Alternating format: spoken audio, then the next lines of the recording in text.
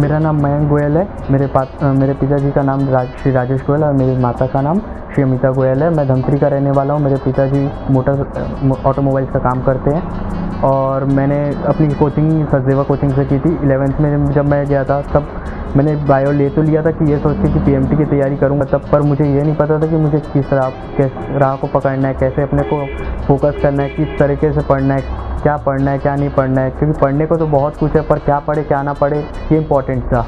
तो अब सचदेवा कोचिंग की फैकल्टी ने मुझे मोटिवेट किया और मुझे बताया कि मुझे कैसे पढ़ना है क्या पढ़ना है, और समय समय पर जब भी मुझे ज़रूरत पड़ी तब उन्होंने मेरा साथ दिया। जब भी, यहाँ तक कि ना केवल कोचिंग में बल्कि जब भी मैं घर में रहा और मुझे अगर कुछ भी डाउट या कोई प्रॉब्लम आए तब उनसे कांटेक्ट करने में मैं फ्रीली था।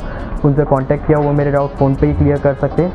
और हर एग्ज़ाम से पहले वो हमेशा मेरे को मोटिवेट किया करते थे, मोटिवेशनल प्रोग्राम दिखाते थे।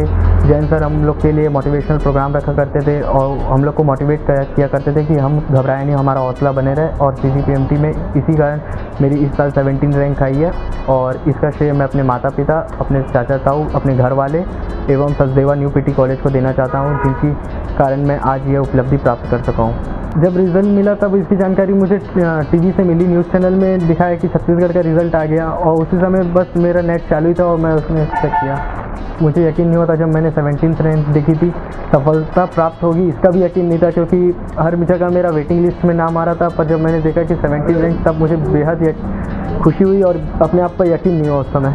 मेरे परिवार वाले बेहद खुश हुए, ऐसा लगा कि उन्हें सब कुछ मिल गया और एक टाइम के लिए तो उनकी खुशी व्यक्त सब शब्दों में नहीं की जा सकती, ऐसा लग रहा था। परीक्षा फल घोषित होने से पूर्व मैं ये सोचता था कि जो सफलता प्राप्त कर चुके हैं शायद वो ज़्यादा मेहनत किए होंगे मुझसे, शायद उनकी किस्मत ज़्यादा बेटर होगी, क्योंकि मेहनत ही सब कुछ नहीं होती और ना ही किस्मत ही सब कुछ होती है। दोनों का इक्वली इंपॉर्टेंस है, जब तक दोनों एक साथ काम ना करें तब तक सफलता प्राप्त नहीं हो सकती। मेरे परिवार में मेरे चाचा ताऊ, मेरी चाची सभी सफल डॉक्टर हैं। मेरे विनीत भैया वो भी सचदेवा न्यू पीटी कॉलेज से ही अपनी कोचिंग किए थे और उन्हें भी CGPMT में बिलासपुर का सिंस मिला था और वे अभी PG की तैयारी करने के लिए दिल्ली गए हुए हैं। और इन सब का असर तो बेहद बच्चे पे पड़ता ही है, क्योंकि वो जैसा देखते हैं, जिस एटमॉस्फेयर में रहते हैं उसी एटमॉस्फेयर में वो ढलते हैं। यह मेरा दूसरा प्रयास था। मैं इससे पूर्व CGPMT भी दिया था, ऑल इंडिया भी दिया था। ऑल इंडिया में मेरा क्वालिफाई नहीं हुआ था पर CGPMT में मेरा 242 रैंक आया था और मैं 3 नंबर से चूक गया था। तब मैंने सोचा था कि नहीं, डेंटल लेना नहीं है। उस वक्त डेंटल भी मिल रहा था पर मैंने सोचा कि नहीं, मुझे MBBS करनी है और इसलिए मैंने 1 साल ड्रॉप लेके फिर से तैयारी की और इस बार मुझे मिल गया। PMT की तैयारी के लिए सबसे पहले तो ये इंपॉर्टेंट रखना चाहिए कि हमें क्या क्या पढ़ना है क्या क्या नहीं पढ़ना है, इन सब की पहले खोज कर लेनी चाहिए। तथा जिन अपने 10 साल के पेपर अपने देखने चाहिए कि उसमें से क्या क्या किस बारे में पूछ रहा है, किस बारे में पूछ सकता है, उन्हें बिल्कुल अपनी नज़रों के सामने से बार बार डाल लेना चाहिए। क्योंकि अगर वो गलती हो गई, अगर वो छूट गए तो सिलेक्शन में थोड़ी सी अटकटें आएंगी, और अगर ये अच्छे से कर लेते हैं तो मोटिवेट तो होंगे ही, कॉन्फिडेंस भी बढ़ेगा और मार्क्स भी बढ़ेंगे और सिलेक्शन भी होगा। PMT तैयारी करने का उपयुक्त समय 11th से है। ज़्यादातर बच्चे 12th तक वेट करते हैं, मैंने भी किया था, पर आखिरी में लगा कि बहुत लोड हो जाता है, इसलिए बच्चों को 11th से ही अपना बेस क्लियर करते रहना चाहिए ताकि बाद में इकट्ठा 1 साल जब अगर वो ड्रॉप लेंगे तो उन्हें लोड ना पड़े। PMT कोचिंग के अलावा मैं ऐसा कोई ज़रूर समय नहीं था कि मैं इतने घंटे ही ये सब्जेक्ट करता था या कि कितने घंटे क्या करता था, क्योंकि हर बच्चे की अपनी अपनी कैपेबिलिटी रहती है। मुझे फिजिक्स ज़्यादा इजी लगता था तो मैं उसे ज़्यादा करता था और जब भी बोर हो जाऊँ तो उन्हीं की करता था, और जब मेरा बायो पढ़ने का मन होता था तभी करता था। क्योंकि अगर ज़बरदस्ती किया जाए तो पढ़ाई तो हो नहीं गई, याद तो एक टाइम के लिए हो जाएगा पर बाद में वो भूलने का डर रहेगा, इसलिए उसको भुलाने के लिए अपने मन के हिसाब से और जितना लगे उतना पढ़ो। PMT की कोचिंग हेतु कि एक तो हमारे नोट्स तो देते ही हैं हमारे कोचिंग वाले, तथा इसके साथ हमें सबसे पहले तो बेसिक्स जो हमारे बना सके उनकी किताबें करना चाहिए। जैसे कि अब NCERT चल रही है आज के टाइम पे, इसलिए हमें उससे अच्छे से अच्छा पढ़ना चाहिए। दूसरी, जो भी क्वेश्चन 10 साल के ये साल के क्वेश्चन आए हुए की बुक पढ़ना चाहिए, क्योंकि उसे एक आइडिया मिल जाता है कि किस तरह के क्वेश्चन आ सकते हैं, किस तरीके के आए हुए हैं, जो क्वेश्चन सेटर है वो क्या चाहता है हमसे, कैसे क्वेश्चन पूछना चाहता है, कैसे सेट कर सकता है, इन सब की जानकारियाँ मिलती है। जैसे कि कई सारी बुकें आती है, MBD की बुक आ गई और टाटा मैग्रो हिल की आ जाती है, OPT टंडन आ जाती है, ऐसे टाइप के अनेक बुकें हैं, पर इम्पॉर्टेंट वो है जो हमारा बेसिक बना सके वो बुक पढ़ना चाहिए। साल भर तैयारी करते समय नर्वस तो बहुत ज़्यादा हो ही जाती है कि होगा कि नहीं होगा करके। तब उस समय में मेरे माता पिता, मेरे घर वालों ने और मेरे दोस्तों ने मेरा हौसला बढ़ाया। ये बोलते कि यार पिछले टाइम तो 3 नंबर से चुका था, इस बार तो हो ही जाएगा, 3 नंबर और ज़्यादा ले आना करके, और इसी समय हो ही गया, मेरा सिलेक्शन हुआ। मेरी सफलता में मेरे माता पिता का बहुत बड़ा योगदान है। समय समय पर वे मेरा टेस्ट दिया करते थे, नोट्स तैयार किया करते थे मेरे लिए, और क्वेश्चन बैंक लाया किया करते थे, सॉल्व कराया करते थे, ताकि टेस्ट देख सके कि मेरी परफॉर्मेंस कैसी है, और अगर कम है तो उसको बढ़ा सके, और अगर कम है तो उसको मोटिवेट करके और मेरा हौसला बढ़ा के उसे अच्छे से अच्छा करने की कोशिश कर सके।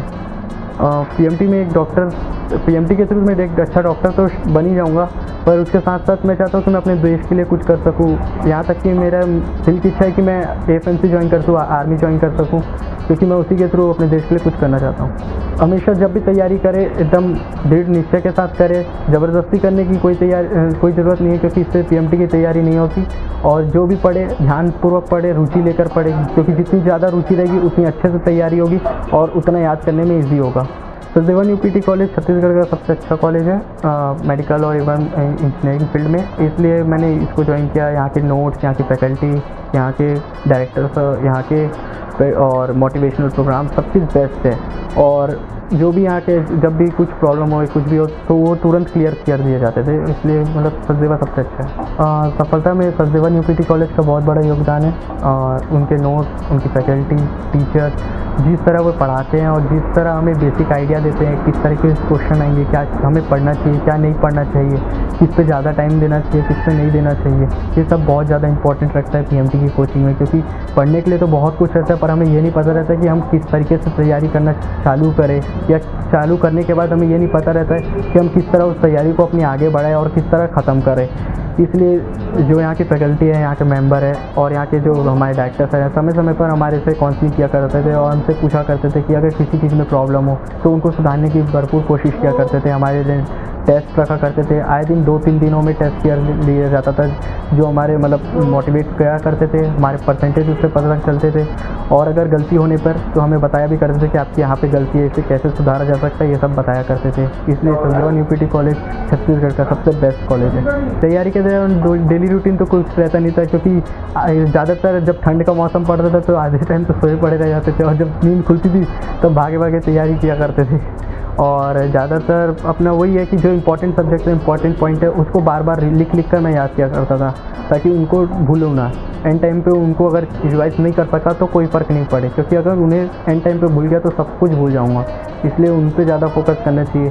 और ये हमारे सचदेवा यूपीटी कॉलेज में सबसे अच्छा बताया करते हैं कि हमें क्या चीज़ पढ़ना है, क्या चीज़ नहीं पढ़ना है। इवन यहाँ के क्रैश कोर्स भी बहुत अच्छे हैं।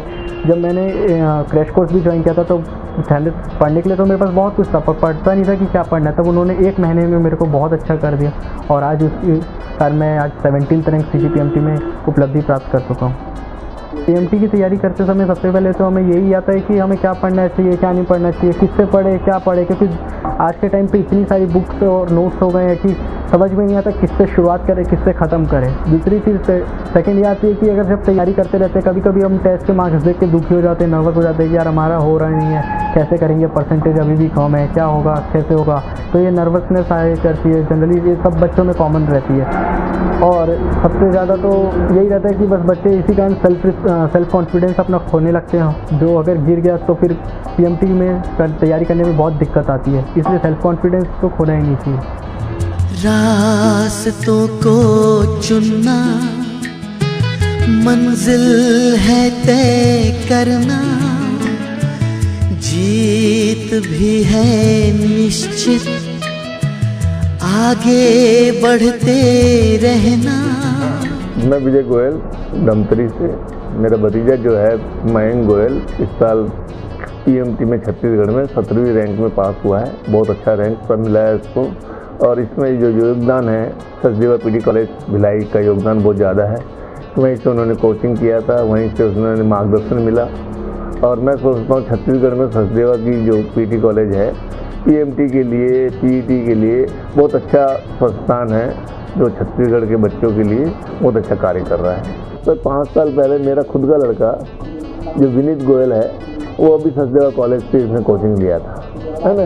आज वो MBBS करके दिल्ली में PG के लिए तैयारी कर रहा है, दिल्ली भाटिया इंस्टीट्यूट में कोचिंग कर रहा है। आओ सवारे जिंदगी को,